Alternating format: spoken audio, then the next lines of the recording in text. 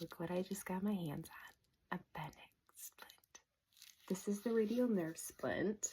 So it holds the fingers, the MPs, into extension, and it still allows you to be able to bend your fingers. So when you have a radial nerve palsy and you are unable to extend your wrist or extend at your MPs, but you have the capability to extend at your IPs, this allows you to functionally use your hand again. By adding these finger sleeves, you can then turn the radial nerve palsy into a full finger extension splint, dynamic extension splint, which can really help when one is recovering from a stroke. So let's put it on and see what we think. There's a thumb hole, index is free, then it's middle finger, ring finger, small finger. We'll get the forearm secured. Okay, and then we're going to add our thumb strap. Two different ways. It can either be put on like so, or you can strap it, loop it around the thumb, and then come back around. So whatever you feel more comfortable with. Next, you're gonna take your finger supports, and so this is going to come down at your proximal phalanx. So it's that 90-degree line of pull.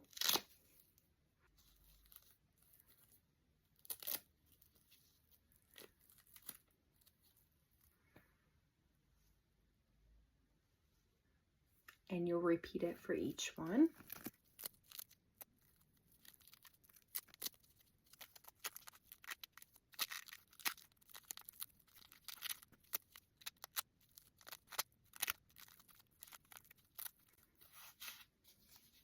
Get my thumb strap back on.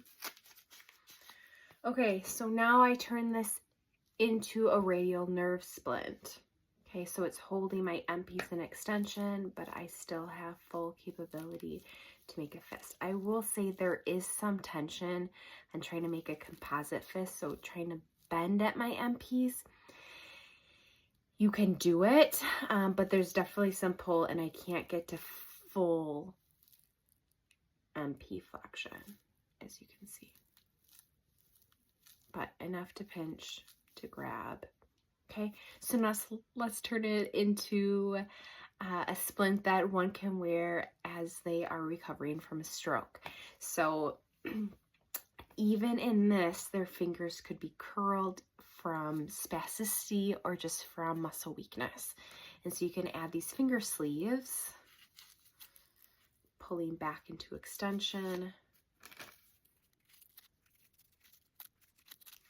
Now their hand is fully open, and because this finger sleeve has some elastic to it, it makes it dynamic. That's the dynamic part of the splint, that you can then bend your fingers